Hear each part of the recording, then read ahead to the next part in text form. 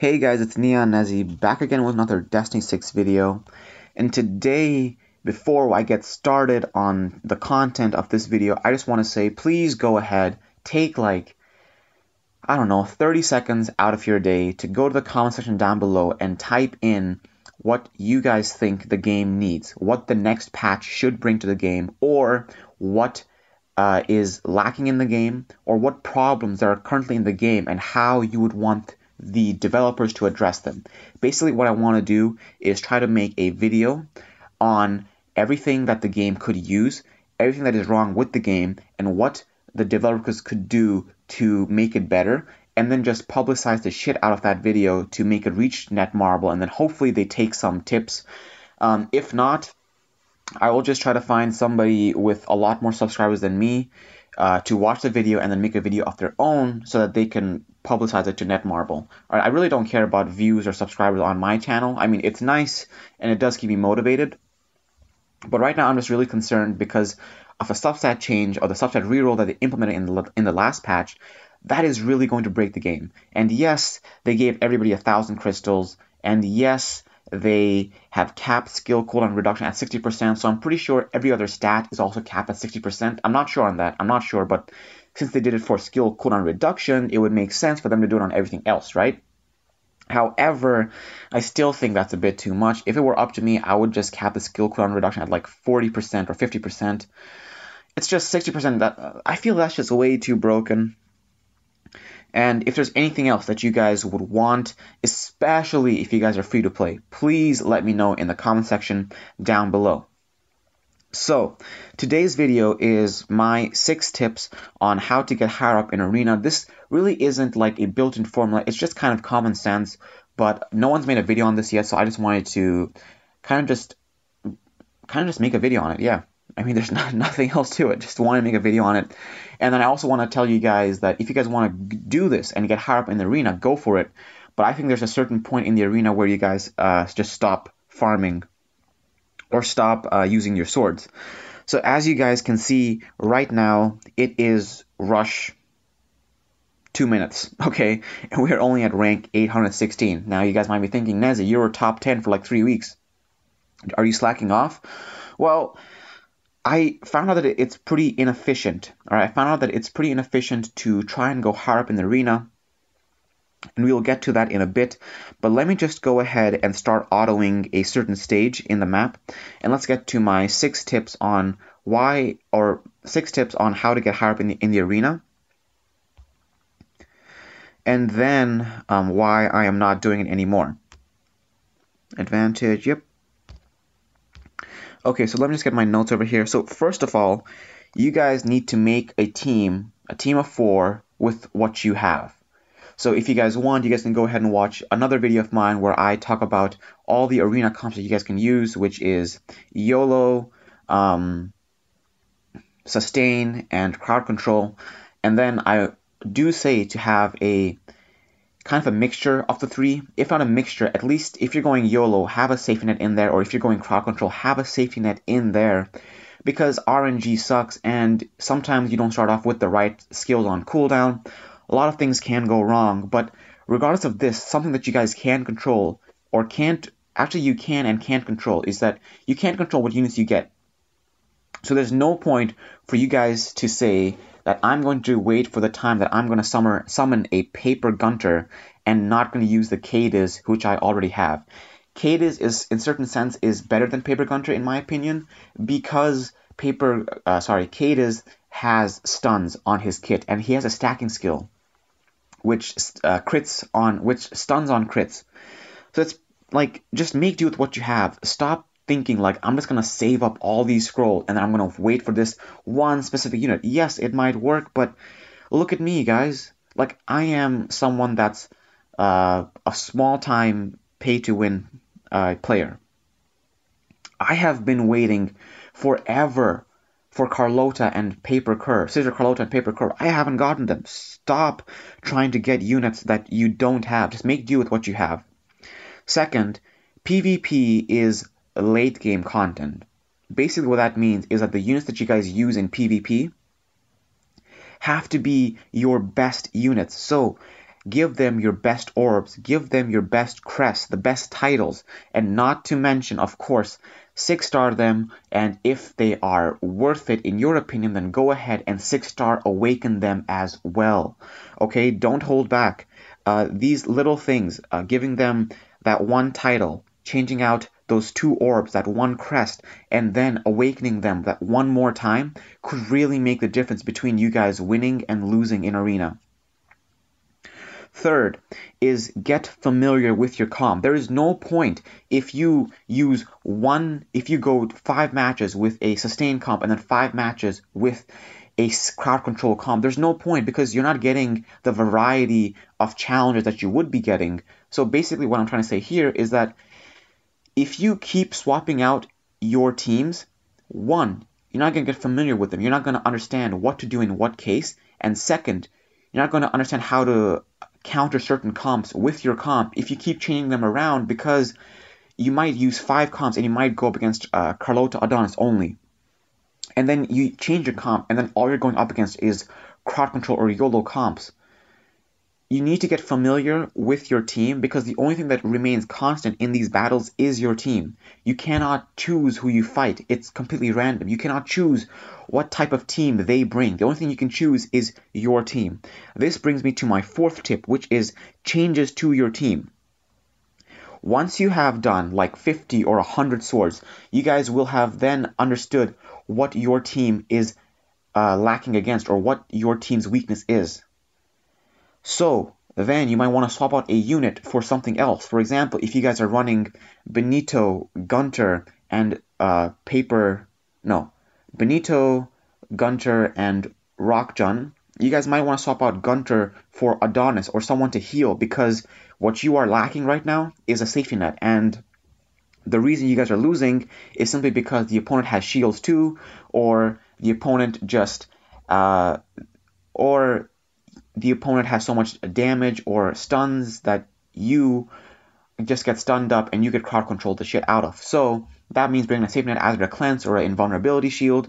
Or if your main problem is with that very specific comp is that you are not having the strips to deal with the opponent, then go ahead and bring in your Rock Francisca or your Scissor Shaolin and replace your Rock Jun with those units so that now you have Benito, Gunter, and a stripper, so that you can strip and just deal massive damage and just blow them the hell out of this planet within a few seconds.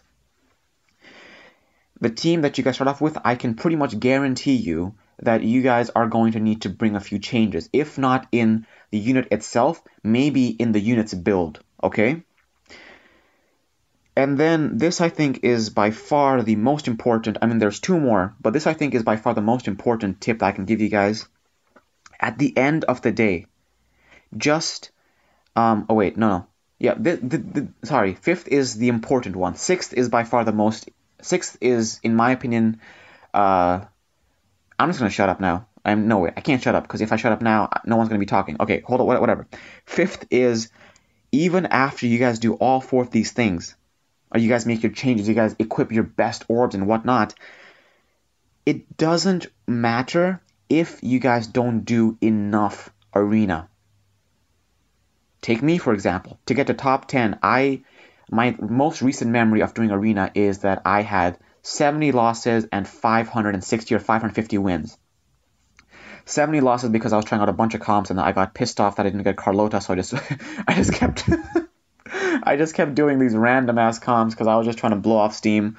But basically that's like 600 attacks, right? 600 attacks, that's basically about 75 a day-ish, or 80 a day-ish, you know? If you guys don't have the time, you're not going to be able to get there. Take Hugh, for example. I'm going to bring this example back in a few minutes, where Hugh, if you go and watch his video where he placed number 1, and congrats to him again, by the way, I did congratulate on his video, but again, if he's watching this, congratulations on that placement of number 1, Hugh. He did 2,700 swords, and he had like 18 losses, so his team was really, really good. His team was really, really good, but he did 2,700 swords. That's 27 attacks, each one being at least 30 seconds. All right? That's basically 81,000 seconds which in minutes is 1,350 minutes, which in hours is 22.5 hours. Do you guys really have that kind of time in the week? Because I for sure do not. So in the end, even after all this, it simply depends on how much arena you guys do. All right, you guys might lose a ton, but as long as you win more, you're going to progress. And last but not the least, which I think, in my personal opinion, the most important thing is to just have fun. At the end of the day, RNG is what makes the game annoying, but at the same time, very, very exciting. And it gives you that adrenaline rush when you get that stun, or when you resist their stun, or just, it's a game at the end of the day, all right? It's not your real life. Destiny 6 is for sure as hell not an esport, not yet anyways. So it's not your life. Don't make it seem like it. Just play it for fun. So now let's get into why I am not doing arena anymore. So I think that after you guys do a certain amount of arena, your investment, which is your rubies in exchange for arena swords, actually outweighs how much you get back. Let's take He's example, okay? He did 2,700 swords. Screw it. Let's say he did 2,500 swords, okay? 200 less, and let's say he didn't lose at all. So 2,500 wins, 0 losses. In my opinion, the most free-to-play that you can get is doing 15 arena swords a day. 5 in the morning, 5 during the day or throughout the day at different points off your schedule, and then 5 before you go to bed. That's 15 per day, all right? 15 times 7 is 105. That's how many everybody here can do without investing anything else, anything more than they need to. So 2,500 minus 105 is 2,395. That's how many arena swords he bought. Arena swords are purchased in quantities of 10s, right? In bulks of 10. So this divided by 10 will tell me how many purchases he did. He did 239.5 purchases. Let's make it 239, okay? Let's forget about the 0.5. 239 purchases. Each purchase here was 100 rubies. Times 100, that's 23,900 rubies that he spent. And what he gets in return is 12,000 for first place, plus the 2,000 that you get for reaching the 3,000 mark. I forget what it's called. I think it's called champion. Yeah, that's 14,000. He basically made a loss of like almost 10,000. So that's why I am not going for the top again. However, I did find a sweet spot here. So if you guys just cross the 3,000 points in arena and you guys get into champions, I think it is by far the most efficient place to be. And let's go through math again, okay? If you guys went back and watched, I basically did like 150 something, and I had like 7 losses. Let's say I did 170 swords, okay? I shouldn't have lost. I should have only lost one where the opponent had Paper Helga and Paper Kerr, and the stuns were just perfect, just layering on top of each other. They also had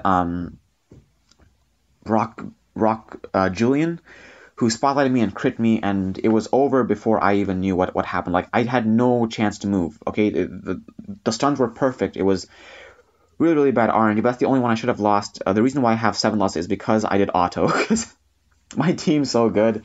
I just autoed all the way. I didn't even like do a single match on my own.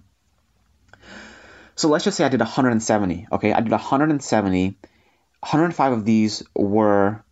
no, let's say 175. Okay, I did 175, and then 105 of these were free to play. That means I just bought 70 more. 70 more, I buy in bulks of 10, so basically I made 7 purchases.